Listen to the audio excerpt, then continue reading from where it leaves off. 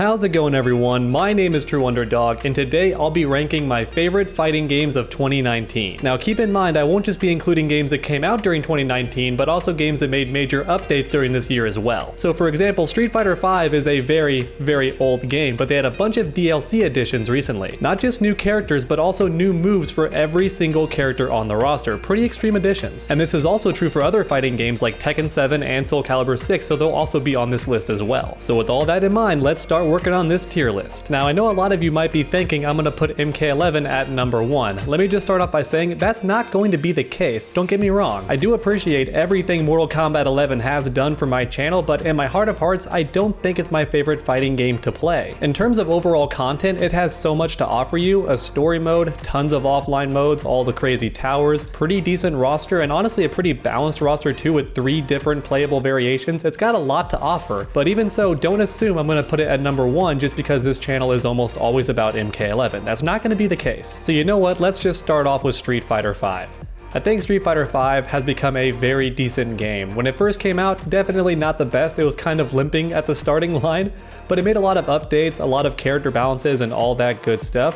My only gripe right now is a lot of the recent additions don't seem very viable, and I'm still seeing a lot of the same characters at tournaments. Even when a DLC character gets released, I don't see them very often at tournaments. Now, I don't think a new DLC character should be pay to win. I'm very much against that, but I also don't think the character should be so unviable that no one's using them, even at the pro level. Because even in a game like Tekken 7, which has a bunch, and I mean a bunch, of moves for every single character, even so, pro players use new DLC characters right away, because new characters can be very viable in a game like Tekken. And in my personal opinion, no game has an easier time balancing the roster than a 3D fighting game, because there's so many different options for every single character that you really can't just outplay your opponent in the mental department alone. So in other words, you can trick them so much in the meta that they just can't counter how you play regardless of your character.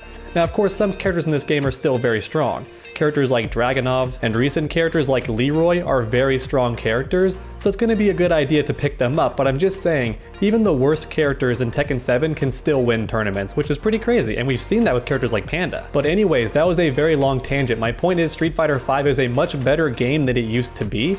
The only real gripe I can even think of is sometimes the DLC characters are very lacking. And I think we can also agree that Ball FighterZ is also going to be in S tier.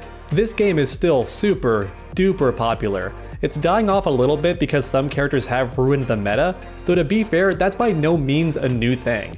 I do see people complaining about GT Goku, he's way too good. And I might agree with you, but at the same time, I was playing the game since launch, and Cell took forever to get nerfed. Then after that, it was Bardock, and Bardock is still super good. So this game has a problem with that, balance-wise. At high-level tournament, you're seeing the same 5 characters on every single team. Sometimes it's the same 3 characters on every team. You're watching grand finals and both players have 2 of the same characters on their team. And I'm not sure if that's the curse of a 3v3 fighting game, because that also happened in Ultimate Marvel vs. Capcom 3. So I'm not sure if it's a curse of that style of fighting game, or if those 2 games simply had the same problem because they refused to nerf the really good characters. And I know some people do believe only buff and never nerf. I don't believe that. I think nerfs can be very justified sometimes. Now, I don't think you should do them as often as you do buffs, but sometimes nerfs are required. And with a game like Ball FighterZ, that is one of the big issues, seeing the same good characters over and over again. And honestly, on top of that, the offline modes aren't that good. Now, you might think it's not a very big deal for a fighting game because otherwise Ball FighterZ gets everything right. It's a ton of fun to play, it's fun to mix and match different characters on your team, and I certainly do agree with that, and the DLC characters can be a lot of fun. Some of them are very broken, like GT Goku, Bardock, those characters, and then others get completely forgotten about. But I don't know, I kind of want to put Ball FighterZ down here, but I think I would get so many people angry if I didn't have it at the very top. You know what, I feel like as a full package it may be down here, but I may move it up there in some time.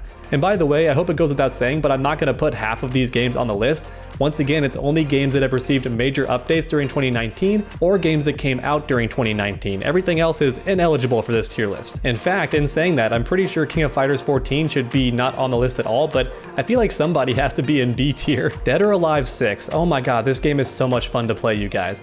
Dead or Alive 6 is actually a very deep fighting game. You get entirely new moves if the opponent is next to a wall, or if the stage has a ceiling. You get unique combos on every single stage because some walls break away, sometimes they fall and they bounce, you get a combo that way. It's just crazy how much depth this game has. Every character has different counters and different throw counters, all that crazy stuff. It's honestly got more depth than most fighting games you play nowadays, but at the same time, it is surprisingly easy to have a good time playing and also make you feel pretty confident while you play it. You think you're actually really good at the game, until of course you fight a longtime veteran who's super good at it and they just shut you down completely. It certainly is like Tekken 7 in that regard. You fight a really good player and they make you hate the game, but I feel like at a casual to semi-pro level, it's a lot of fun to play. SoulCalibur 6. Oh man, I think SoulCalibur 6 has to go in front of Dead or Alive 6 and in front of Street Fighter 5. This game, SoulCalibur 6, is the most fun I've had playing a video game this year, and I'm not joking. So if this list was just my personal bias, then that's it. Like, which one's the most fun to play? It would be way up here, even in front of Tekken 7, because Tekken 7 might be a more full fighting game, a more complete fighting game, and also more balanced, but SoulCalibur 6 is just so much fun to play, and the movement is so much easier. In Tekken 7, to make use of the movement, you have to be a really skilled player who's put a lot of time into it. SoulCalibur 6, you can have a really good time using the movement to outsmart your opponent without much practice. As long as you know what you want to do, it's not very tough to make it happen in this game. So I really love SoulCalibur 6, and they added a bunch of new mechanics and features and new characters. It's such a shame this game does not receive very much attention because my god is it fun to watch, and it's even more fun to play. So if you want my advice, go out and buy this game because it is so much fun, and it's going to be a lot cheaper now because they keep releasing really good DLC characters and it's a ton of fun to play.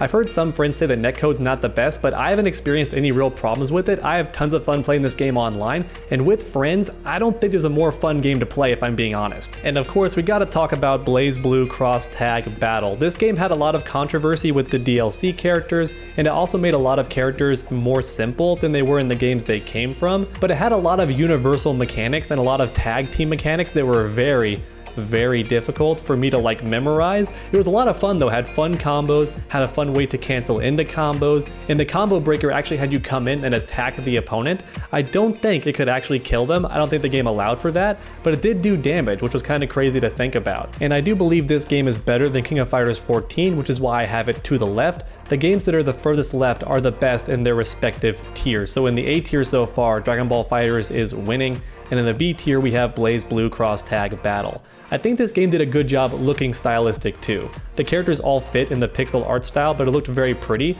It wasn't quite on the same level as Guilty Gear Xrd, but it's still a very pretty game. And oh no, I just realized this list does not include Jump Force. Now if I'm being honest, I wouldn't consider Jump Force a competitive fighting game, but it was a fighting game that came out this year, and same with My Heroes 1 Justice, but I don't see it on here unless that's what this is, but I don't think so. I can't read it, that's for sure.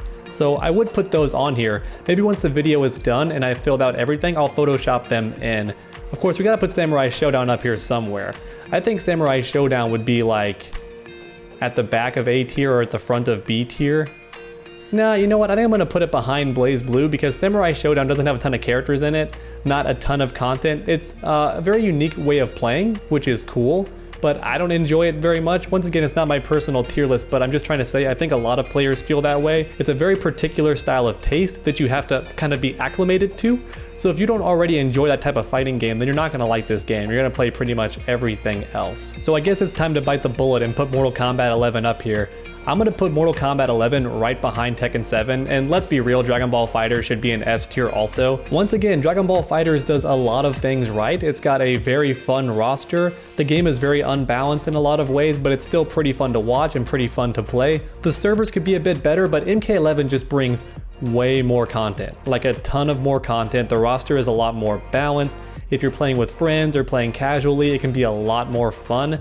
Whereas Dragon Ball FighterZ is just a very stressful experience. Even when you play casually, the stakes are raised because you can lose your rank. So I had a pink rank and I liked that. And whenever I fought a pink player, I was very nervous and stressed out. And once again, in terms of overall content, these fighting games just have more to offer. I think Dragon Ball FighterZ might actually deserve the award for most boring story mode I've ever played. And oh my god, I almost forgot about Super Smash Bros. Ultimate. I can't tell if that says Ultimate, I hope it does. Just know for my list, that is Smash Bros. Ultimate. And as far as as just pure fan devotion and community love for this game, it's gotta be number 2. There's no way it's not. This game did win Fighting Game of 2019, though to be fair, a lot of these games weren't allowed to be in that competition for the Video Game Awards, which I think is a travesty because they did a lot of things to keep themselves fresh and added a bunch of new content in 2019, which I think makes that fair. In fact, Dead or Alive 6 was a 2019 fighting game. Did they even include that on the list? I don't remember, and admittedly I did not watch the Video Game Awards, I just watched clips from it because it's so boring. But yeah, Smash Bros. Ultimate definitely deserves to be number 2. I know in a lot of people's minds, especially Smash Bros. Fans, it's number 1, and I would argue that Tekken 7 and Smash Bros. Ultimate could be tied. I just feel like Tekken as a franchise has a much better history, and as far as its rise to power, Tekken 7 is like a real underdog story. It started off being really fun, and people liked it, but wasn't very popular, and then across the years it's gotten more and more popular and gotten more and more DLC that keeps getting people excited, so this game is rising in popularity, and it's very impressive. And once again, the roster is very balanced, and a 3D fighting game can be a lot more satisfying to play, whereas in Smash Bros. Ultimate, the roster isn't balanced at all, and you want to pick certain characters if you want to win at a high level. Now, of course, there are like outliers to that.